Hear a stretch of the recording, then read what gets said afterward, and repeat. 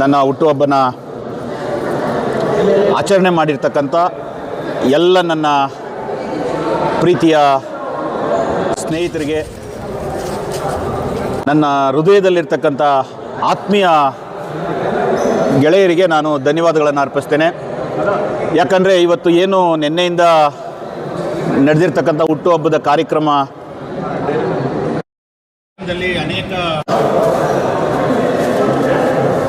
ಬಡವರಿಗೆ ಸೇವೆಗಳು ಮಾಡಿರ್ತಕ್ಕಂಥದ್ದು ಇರ್ಬೋದು, ಮೆಡಿಕಲ್ ಕ್ಯಾಂಪ್ ಇರ್ಬೋದು, ಗೌರ್ಮೆಂಟ್ ಹಾಸ್ಪಿಟ್ಲಲ್ಲಿ ಅಪೌಷ್ಟಿಕ ಮಕ್ಕಳಿಗೆ ಉಚಿತವಾಗಿ ಅವ್ರಿಗೆ ಬೇಕಾದಂಥ ಮೆಡಿಸಿನನ್ನು ಕೊಟ್ಟಿರ್ತಕ್ಕಂಥದ್ದು ಇರ್ಬೋದು, ಹಸು ದಾನ ಮಾಡಿರೋದಿರ್ಬೋದು, ಪೂಜಾ ಕೈಂಕರ್ಯಗಳಿರ್ಬೋದು, ಇವೆಲ್ಲವೂ ಸಹ ಮಾಡಿರೋದು ಎಲ್ಲ ನನ್ನ ಹಿಂದೆ ಇರ್ತಕ್ಕಂಥ ನನ್ನ ಪ್ರೀತಿಯ ಸ್ನೇಹಿತರುಗಳು ಬಿಟ್ಟರೆ ನಾನು ಯಾರಿಗೂ ಒಂದು ಪೈಸೆ, ಒಂದು ಫ್ಲೆಕ್ಸ್ ಹಾಕೋತಾಗಿಂದ ಹಿಡಿದು ಅಷ್ಟೇ ಯಾರಿಗೂ ಒಂದು ಪೈಸೆ ಕೊಟ್ಟಿಲ್ಲ. ಅವರೆಲ್ಲ ಪ್ರೀತಿಯಿಂದ ಮಾಡಿರ್ತಕ್ಕಂಥದ್ದು.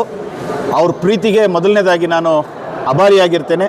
ಇವರು ಎಲ್ಲರ ಮಧ್ಯೆ ಹುಟ್ಟಿರೋದು ನಂದೆಲ್ಲೋ ಒಂದು ಅದೃಷ್ಟ ಅಂತ ನಾನು ಸಹ ಭಾವಿಸ್ತೇನೆ. ಯಾಕಂದರೆ ಸಮಾಜದಲ್ಲಿ ಯಾವುದೇ ಬ್ಯಾಕ್ಗ್ರೌಂಡ್ ಇಲ್ಲದೆ ಇರೋರಿಗೆ ಈ ಥರ ಪ್ರಾಮಾಣಿಕವಾಗಿರ್ತಕ್ಕಂಥ ಸ್ನೇಹಿತರುಗಳು ಸಿಕ್ಕೋದು ಭಾಳ ಅಪರೂಪ.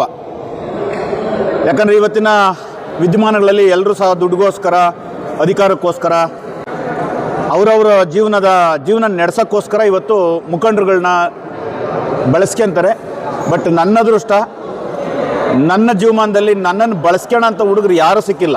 ನನ್ನನ್ನು ಬೆಳೆಸೋಂಥ ಹುಡುಗರೇ ಇಲ್ಲಿವರೆಗೂ ನನಗೆ ಸಿಕ್ಕಿರೋದು. ಅವ್ರು ಎಲ್ರಿಗೂ ನಾನು ಸಾಯೋವರೆಗೂ ಚಿರಋಣಿಯಾಗಿರ್ತೀನಿ.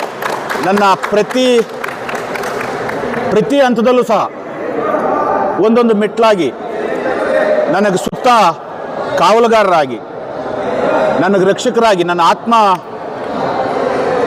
ವಿಶ್ವಾಸಕ್ಕೆ, ನನ್ನ ಆತ್ಮ ಬಲ ಕುಗ್ಗದೇ ಇರೋ ರೀತಿ ಎಂಥದೇ ಪರಿಸ್ಥಿತಿಯಲ್ಲೂ ನನ್ನ ಬಿಟ್ಟು ಹೋಗದೆ. ಯಾಕಂದರೆ ಸಾಕಷ್ಟು ಜನಕ್ಕೆ ಆಮಿಷಗಳು ಒಡ್ಡಿರ್ತಕ್ಕಂಥವ್ರು ಸಾಕಷ್ಟು ಜನ ಅವರೇ. ಏನೇ ಆಮಿಷಗಳು ಬಂದರೂ ಸಹ ಅವರು ಬರೀ ಪ್ರೀತಿಗೋಸ್ಕರ ನನ್ನ ಜೊತೆ ಉಳ್ಕೊಂಡವ್ರೆ. ಅವ್ರೆಲ್ಲರ ಆಸೆ ಆ ಭಗವಂತನ ನೆರವೇರಿಸ್ತಾನೆ. ಮುಂದಿನ ದಿನಗಳಲ್ಲಿ ಒಳ್ಳೇದಾಗ್ತದೆ. ನಾನು ಕೇಳೋದಿಷ್ಟೇ ಭಗವಂತನ, ನನಗೆ ಯಾವತ್ತೂ ದುರಾಸೆ ದುರ್ಬುದ್ಧಿ ಕೊಡದೆ, ಸ್ವಾರ್ಥ ಕೊಡದೆ, ಪ್ರಾಮಾಣಿಕವಾಗಿ ಅಧಿಕಾರ ಕೊಡೋದು ಬಿಡೋದು ಭಗವಂತಂದು. ಪ್ರಾಮಾಣಿಕವಾಗಿ ಸಾಮಾನ್ಯ ಜನರ ಜೊತೆ ನಾನು ಒಬ್ಬ ಸಾಮಾನ್ಯನಾಗಿ, ಒಬ್ಬ ರೈತ ಕುಟುಂಬದ ರೈತನಾಗಿ ನಾನು ಎಲ್ಲ ಜನಗಳ ಜೊತೆ ಇರಬೇಕು ಅಂತ ಇಷ್ಟಪಡ್ತೀನಿ. ಭಗವಂತನ ಎಂಥದೇ ಅಧಿಕಾರ ಕೊಡಲಿ, ಮತ್ತೊಮ್ಮೆ ಹೇಳ್ತೀನಿ, ನನಗೆ ಸ್ವಾರ್ಥ ಕೊಡಬಾರ್ದು, ದುರಹಂಕಾರ ಕೊಡಬಾರ್ದು, ದುರ್ಬುದ್ಧಿ ಕೊಡಬಾರ್ದು. ಒಳ್ಳೆ